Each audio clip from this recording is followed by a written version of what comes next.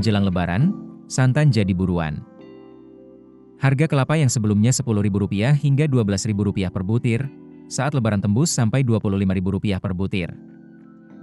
Beruntung ada pilihan santan instan. Namun kondisinya hampir sama, harga naik nyaris 100% dari Rp3.500 per saset menjadi Rp6.500 per saset. Bahkan, harga santan instan sempat mencapai Rp8.000 per saset.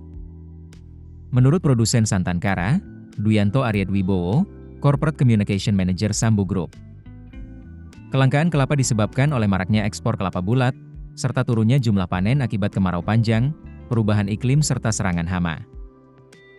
Adapun imbas dari kelangkaan pasokan kelapa itu telah membuat Sambu Group melakukan pemutusan hubungan kerja, PHK. Dalam pemberitaan media lokal di Riau menyebut, jumlah PHK mencapai 3.128 pekerja.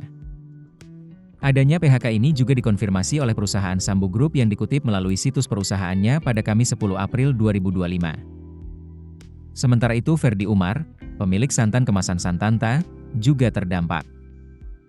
Produksi turun 20%, harga jual naik karena Ferdi terpaksa membeli kelapa dengan harga ekspor. Untuk menyiasati hal tersebut, Santanta kini menjual santan beku yang disuplai ke dapur rumah sakit, hotel dan restoran. Ade Trisunar Prasetyanti, Wakil Sekretaris Jenderal Dewan Kelapa Indonesia mengatakan, produk santan tetap ada, tapi harga naik itu wajar, sepanjang masih ada produk yang bisa kita beli. Berdasarkan catatan Badan Pusat Statistik, BPS, volume ekspor kelapa bulat memang naik beberapa tahun ke belakang. Rudi Handiwijaja, Ketua Harian Himpunan Industri Pengolahan Kelapa Indonesia, HIPKI, mengatakan, kelangkaan kelapa juga terjadi karena turunnya produksi di kebun.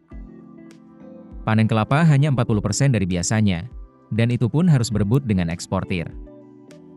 Rudi berharap, ada upaya pemerintah melakukan stabilisasi harga, peremajaan pohon kelapa hingga pengaturan ekspor kelapa.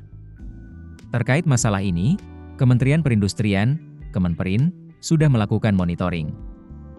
Putu Juli Ardika, Direktur Jenderal Industri Argo Kemenperin mengatakan, tata kelola kelapa harus segera ditetapkan untuk menjaga keberlangsungan industri dan menyetop tren pengurangan tenaga kerja. Salah satu usaha yang akan dilakukan adalah adanya penetapan harga standar bahan baku yang menguntungkan bagi petani maupun bagi industri pengelolaan kelapa. Muha Amintalo, Ketua Perhimpunan Petani Kelapa Indonesia mengatakan, bukan ekspor yang salah, tapi cuaca ekstrim dan tanaman tua. Ada siklus 4 tahunan yang membuat produksi kelapa turun drastik, bahkan penurunan mencapai 60% jika disebanding dengan kondisi normal. Saat ini, upaya skala peremajaan kebun kelapa masih sangat kecil bila dibandingkan pohon yang sudah tua dan rusak yang jumlahnya mencapai 1 juta hektar. Agar harga kembali normal, Indonesia harus melakukan peremajaan pohon kelapa, menjaga keseimbangan ekspor kebutuhan domestik.